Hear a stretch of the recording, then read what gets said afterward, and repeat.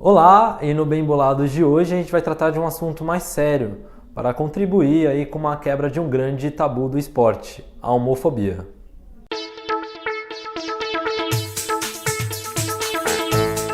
Olá, eu sou Maurício Santos, repórter do Destaque, e hoje eu venho lembrar que o futebol, o esporte mais popular do Brasil, é também um grande influenciador para a propagação da homofobia. Você que é aí em casa já deve ter visto alguns jogos de futebol que a torcida entoou gritos homofóbicos quando o goleiro vai cobrar o tiro de meta. Isso acontece justamente em muitos países da América do Sul, chegou aqui no Brasil após a disputa da Copa do Mundo de 2014 e infelizmente isso ainda percorre aqui em solo verde e amarelo. Muita gente usa o discurso de politicamente correto, é muito mimimi, esses gritos, porque isso faz parte de uma cultura do esporte.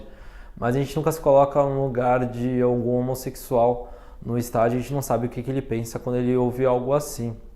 A FIFA repudia todo ato homofóbico que sai das arquibancadas. Na disputa das eliminatórias da Copa do Mundo, quando tem jogo aqui no Brasil, a torcida, quando o goleiro vai cobrar o goleiro do time adversário vai cobrar o tiro de meta, a torcida ela se empolga e vai na onda de todo mundo e o estádio inteiro acaba gritando bicha.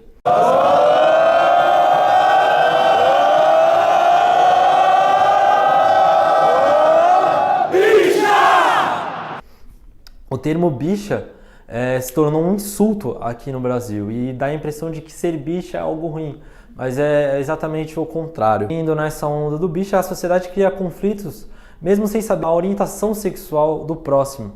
Por exemplo, o Richarlison, em toda a carreira dele, ele sempre foi alvo de insultos homofóbicos, mas a gente não sabe se ele é homossexual, se ele é heterossexual, enfim. O Richarlison é um cara que gesticula diferente, é um cara que fala diferente da maioria dos machistas da sociedade. E isso sempre marcou a carreira dele, porque a torcida sempre estava no pé dele. O Richarlison foi apresentado ao Guarani esse ano e chegou até a ser recebido com bombas por meia de dúzia de torcedores que simplesmente ainda tem esse pensamento muito retrógrado. Sobre as pessoas que rejeitaram ou estão rejeitando, depois vão aplaudir. Apesar disso, o futebol não é o único esporte em que a homofobia ela é muito presente. O vôlei, por exemplo, em 2011, teve um caso inusitado e que entrou para a história. O jogador Michael, que na época defendia o vôlei futuro, ele ainda tinha muito temor em assumir a sua orientação sexual. Hoje ele é assumidamente gay, mas na época ele sofreu com insultos num jogo contra o Cruzeiro. Depois disso, a torcida do vôlei futuro abraçou o Michael e criou uma série de homenagens para ele.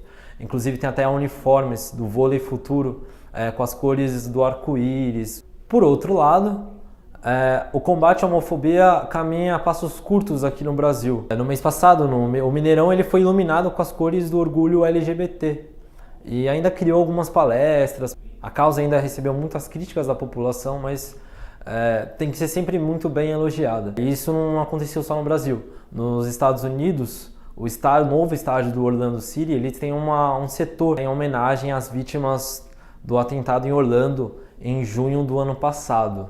Nos Jogos Olímpicos do Rio, no ano passado, ele contou com a maior participação de homossexuais. Ao todo foram 43. E ainda teve um caso muito inusitado que a gente deve lembrar para toda a vida, que foi uma jogadora da seleção brasileira de rugby.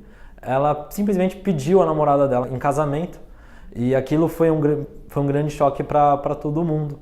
Mas é algo aí que ficou foi muito marcante e legal pra caramba. Eu espero que a gente tenha contribuído bastante para a quebra desse tabu do esporte. Não se esqueçam de se inscrever no canal do YouTube da TV Destaque. A gente tem aqui embaixo os comentários para a gente receber mais sugestões quanto a esse tema, que tem que ser cada vez mais discutido na nossa sociedade.